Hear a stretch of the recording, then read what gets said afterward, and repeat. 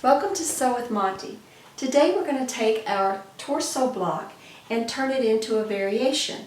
And this variation is going to be an Empire dress with a peasant top and a gored skirt. So the first thing I've done is I've marked my Empire line using my drape tape, and I've also marked it with my dotted line. Now the dotted line is right underneath the tape, so I can see exactly where I want this line to be. The next thing I want to mark is my neckline, because I'm going to open it up. I don't want it all the way up here. I want it to be more open so that when I do my peasant top, it will be a more pleasant neckline. So that's going to be my front neckline, like this. Now you can use the drape tape to do this as well. If you find it easier to use the tape, that is perfectly fine. If you prefer to use chalk or a marker, that's fine too. Using a marker, just be careful not to let it bleed through into your form. So now I have my neckline and my Empire. That's the first part of this. The next part of it, I need to get my measurement, how long I want my sleeve to be, and my measurement from center front on the skirt, how long I want the skirt to be. So I'll get those two measurements, and then I'll meet you back at the table and we'll start working on our pattern. The measurement of my sleeve, I want it to come out and be like a slight puff sleeve. So I'm going to go for 7 inches for my initial sleeve length. So I'll use 7 inches there, and center front length of my skirt is going to be 43 inches here. Now what I'm going to do, just so I don't forget those measurements, is I'm going to put 7 inches here sleeve, and I'm going to put length 43. That way I'll remember it when I get back to my pattern.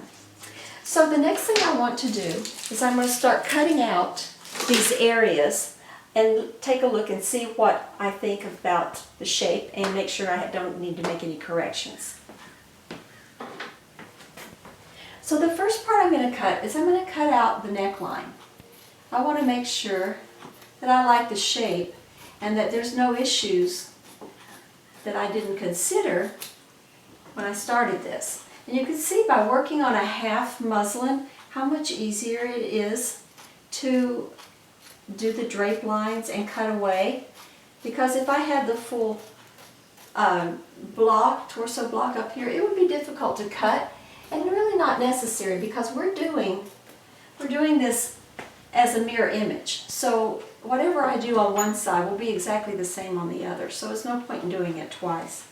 So let's take a look at the neckline, and then we'll move into the bottom part. So I'm really liking the neckline. There will be elastic in here to hold it in, but I think the shape is going to be fine once I get the sleeve on there. So I'm pretty happy with that. I think I'm going to leave it until I do my next muslin sew.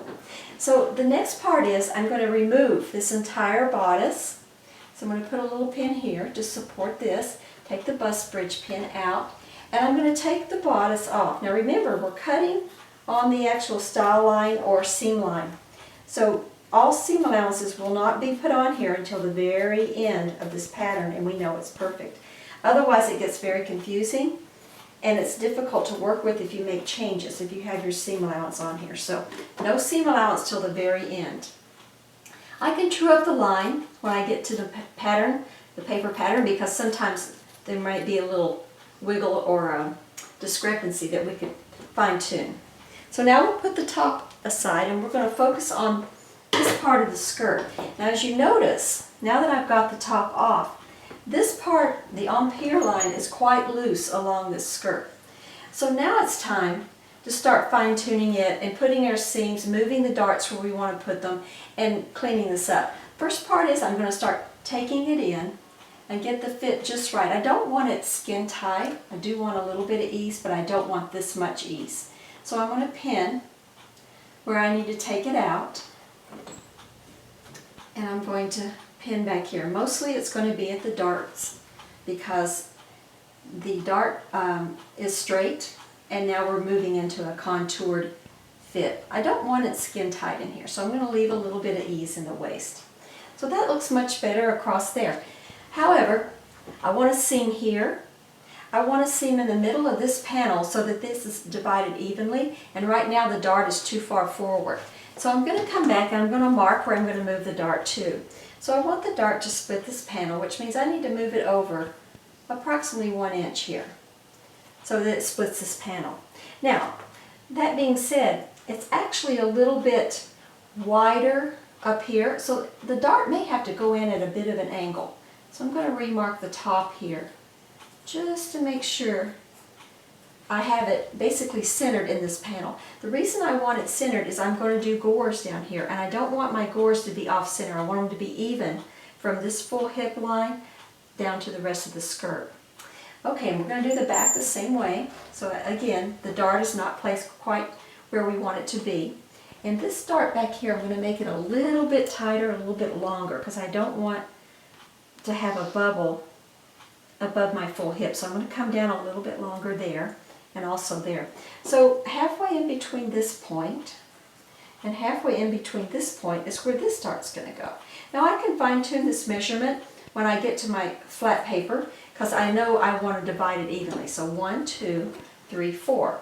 And this will be my skirt panels. It's really quite simple. This dart I'm going to take a little bit out of too, because it looks a little bit full as well. Remember, we're going from darts to seams, so we don't really need that much fullness in there. So a little bit out of there, a little bit out of here. I'm leaving the waist. I don't want it really tight.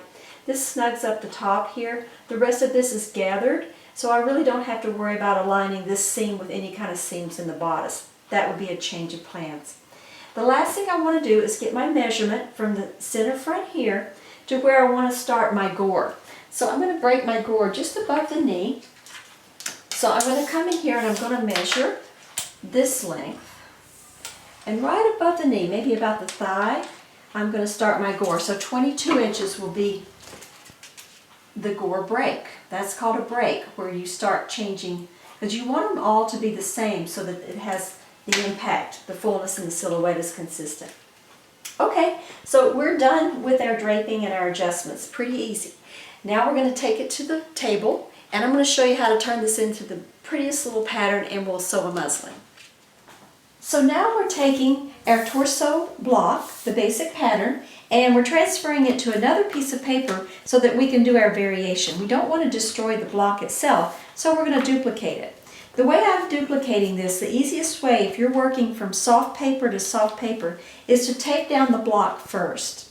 And then I came back while it's taped and I've punctured holes at the dart points, not the punch hole, but the actual dart points on all the darts. I've also added a punch hole where the apex is. By taping this down instead of trying to draw around the edge, you're going to get a more accurate duplication of this original pattern.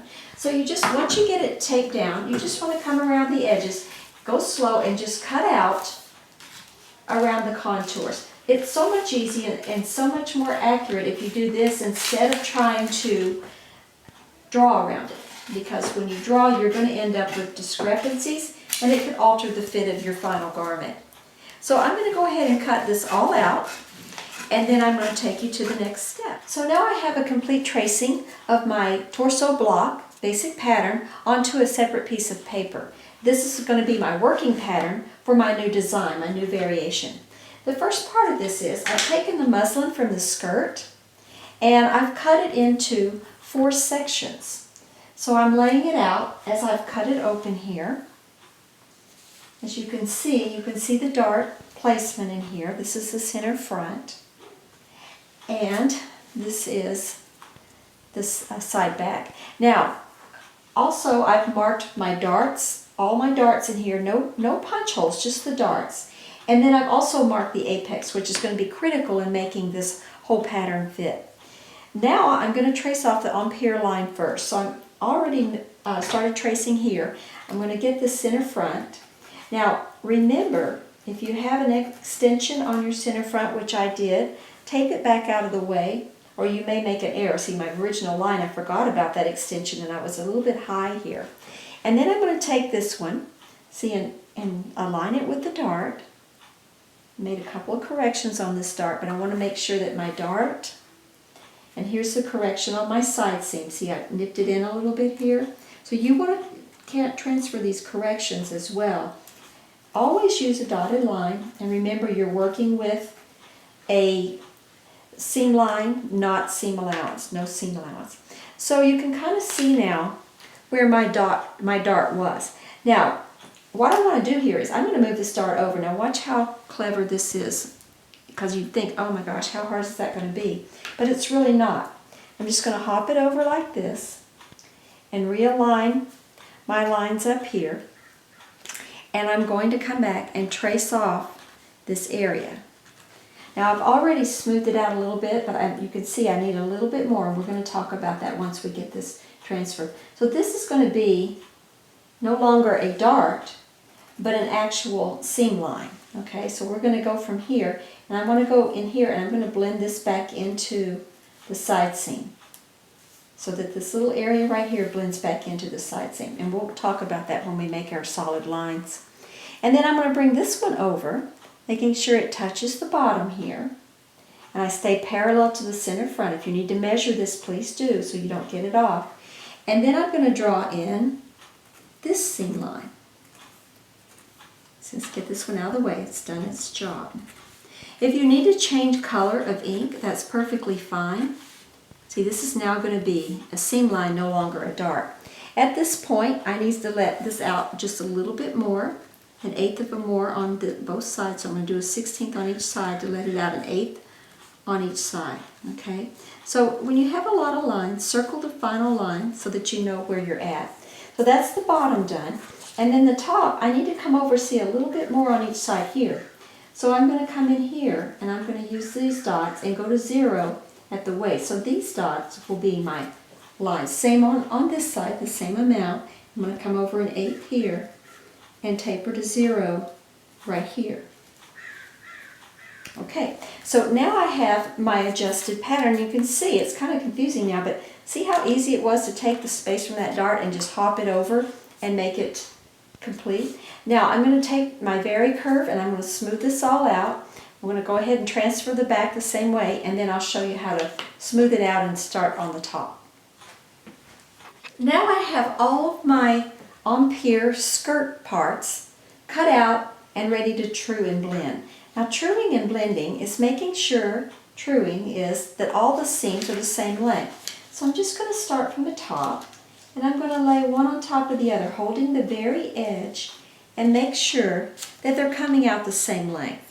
If they're not, I have to establish where I'm going to adjust that. In this particular case, I would probably do my adjustments at the bottom because it's a much simpler line, and this is very complex, and I don't want to compromise my design line that I used on the form.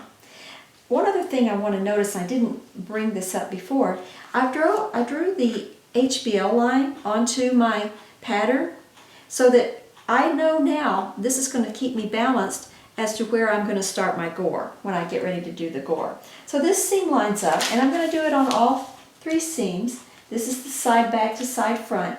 Please mark it. Now see, this one's off a little bit, so I have to decide. So I'm going to open it up and see if it needs to be at the bottom or the top by doing this. Let's take it up here. I believe this piece, see how it's kind of shaped, and I've got a little bit of a divot here. So I'm going to make the alteration at the top, even though before I said it should be at the bottom. So I'm going to walk it the other way and just see. See, this one's a little bit long right here, and I can see that I have a little bit of a rise there. So I'm going to just mark it, walk it out. Mark how much that is. Be very careful to walk it out nice and slow so you get the accurate amount. So this needs to be trimmed a little bit right here. And this happens sometimes when you're draping, because when you go from fabric, see, it's got a little bit of a hump in there anyway. So I'm going to take it down just with a dashed line because I still don't know what this one's doing. But this one may need to be adjusted. So let's see what this one's doing as well, and maybe we can get a better idea what it needs.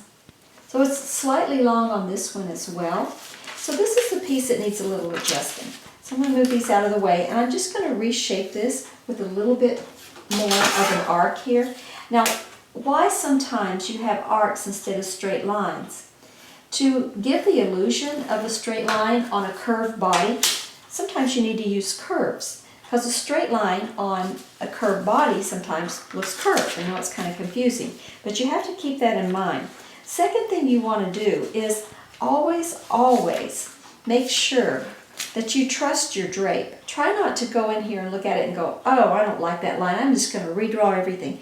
Because you're going to go way off the chart, and then you're going to end up back at ground zero, back on the form, redraping. So trust your drape.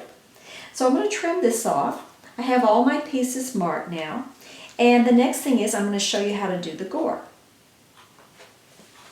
Okay, so what I've done, this is the midriff part. Let me slide this down so we can see. This is the midriff section that we originally started with. Here's the bottom edge of it, and that's the HBL line. And here's my Empire line. My adjusted seam that came from the dart, and we moved it over and adjusted it. So it's all good here. Then I added on the total length that I needed. All the way from the top here down is 43 inches, which is the finished measurement when I got on the form that I wanted my finished length to be. I've also marked my gore break line, which was 22 from center front. So I have a registration point, and I've made this happen. And I've just drawn a rectangular down through here, a rectangle shape. Now it's time to build the gore. And this is a really fun part. Because from this line, I want to decide how far out I want my gore to be. So I'm going to come over, and I'm going to measure over, I think 7 inches is going to be good for my gore. So at my hemline, I'm going to come over, and I'm just going to mark 7 inches. Now, my paper's not quite long enough, and that's okay. I've taped my paper together to be saving. If you have a lot of paper and you don't want to do this, you can do in one piece. But just to save paper, I've taped mine together. So I think I'm going to come up just a little bit shy of this line, so I have a registration point. I'll come up 1 inch above the hemline, and then come out from that point 7 inches from this side seam or center front line. So I'm going to do the same thing over here. I'm going to come out 1 inch and 7 inches out. That way my points are identical. So let me find 7 inches here. 1, 2, 3, 4, 5, 6, 7. Hard to see. My ruler's getting old. I need to gift myself with a new ruler here pretty soon. So these are going to be my points of connection. So the next thing I want to do is simply draw.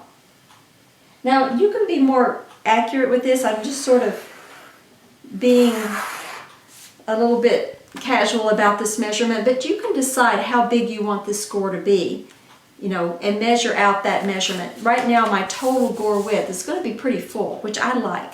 It's going to be 18 inches or 19 inches. So that's going to be a really nice full skirt when you consider you have 8 times that. So if you know what your circumference of your skirt sweep is going to be, you can divide it by your 8 panels and then make it that width. So, you know, if it was 80, this would be a 10-inch width. If you want an 80-inch sweep, mine's going to be twice that almost. It's going to be somewhere between 150 and 160-inch sweep, which I like. It's going to be pretty. So I've got this measured out. Now I'm just going to come down and connect this dot over here. And then what I want to do on this line is measure center front to the break line or the vertical line. So it's 21 inches. So I want to come here and I want to make a mark at 21 inches right here. Now the best way to do this, and I want to square off here, the best way to do this hem is to actually measure it on the form. But I like getting close before I get to the form. So I want square corners here on these edges. I definitely want this square. And then from here, I'm going to come down and I'm going to draw it in. Let me put a little bit of paper here. I guess saving paper on this side. I didn't go far enough. So I'm going to tape this down real quick. And then I'm going to show you how to get a preliminary curve. This curve may not be exact, but it's going to get you pretty close when you get to the form. Then you can level it on the form. Now this may vary too, and we'll tape the underside after we're finished. This may vary too, depending on what type of fabric you're using. So I'm going to draw the line here, and then I'm going to draw the line here. This is a good little formula for using to make a curve. And then what I want to do is see that this point is roughly centered between my original panel. So it was 5, 2.5. So see how close to center that is? That tells me that my 2 sides are balanced, that they're equal on both sides, and everything's working out because this point is lining up very close to the center of the original panel that I did. Now I'm going to come back and I'm going to take a half of this panel minus an inch. So I want to be a little bit closer to here. So this is 6 inches, this is 4 because this is a 10-inch range. So 6 inches over, I'm going to make a mark like this. Then I'm going to draw a line straight across here. It gets kind of crazy. And then I want to make a mark. I want to divide this line into thirds. All these little divisions, it's like facets, and the smaller your facets are, the closer to a circle you get. So right now I'm almost 8, so I'm going to just go 2 1/2, a little bit like 2 5/8 and 2 5/8. That should get me pretty close. It doesn't have to be exact, but these are going to be my next connection lines. I'm going to do the same over here. So this is 6, that's easy. It's going to be 2 and 2. Now all these crazy little lines in a minute are going to make sense. Because what I'm going to do is take my vary curve and I'm going to take those last little marks I made and I'm going to soften the curve. Now what I want to look for when I'm doing this is where my vary curve is sitting. So if my vary curve is sitting, let's say at 5 on this point, then when I turn it over this way, I want to reflect 5 on this side. So I'm going to put it at 5 here. That way I don't have an uneven curve. Now see the curve in here? We're going from here into here, here, and into here. See? Nice, pretty, symmetrical curve. Probably very close to what I need to finish this skirt. Now the beauty of this is you do it once. This becomes the template for all the other sides. This is center front, side back, and center back will have the exact same information. And the clever part about this is, all you have to do is tape your paper onto the side, line up your HBL with this piece, and trace it off. So I'm going to do one for you so you can see how that goes. And then we'll work on the top. Okay, now we're ready to use the original gore we made and use it as a template to make the gore on the side front. This would go from side front to side back to center back and do all of them. So once you've made one gore, the hard work is over. Now we just use it, trace it off to make the rest of them. It keeps them uniform, it makes sure they're the same length, and they're balanced. The other thing I've done is drawn in a grain line here, which is centered right in between my gore. It's very, very important that you center it and you make sure your gore, your HBL line's lining up, this corner's on top of itself, and everything's balanced. That's very important because you don't want it lopsided. You don't want one side fuller than the other, one side kicking up, your break point not being in the right place. So my break line lines up. I'm sorry, that was break line, not HBL line. And my two corners. So all of this is balanced down here, which makes it a great template to go forward. Now, because this was on center front, I had a straight line to balance too. So this is parallel to the center front line. But on this piece, I don't have a center front line or a solid straight edge. So what I've done is drawn a line in the middle of my paper, drawn a line in the middle of this panel, simply by folding this over, making sure the HBL line stays on top of itself, creasing it, and then drawing a line on the crease. That's how I found this out. So now what I can do is simply book the HBL line to this HBL line and make sure my straight lines are on top of each other. It's hard to see on the camera, but you want to make sure this grain line is on top of this grain line. And I'm only going to tape it down from where I start cutting and to where I stop. I don't need to have it up in here because this is already taped down and has an edge. So let me tape this down and then I will cut the rest of this out. So it will just go from here and be cut out, taped down and cut out all through here.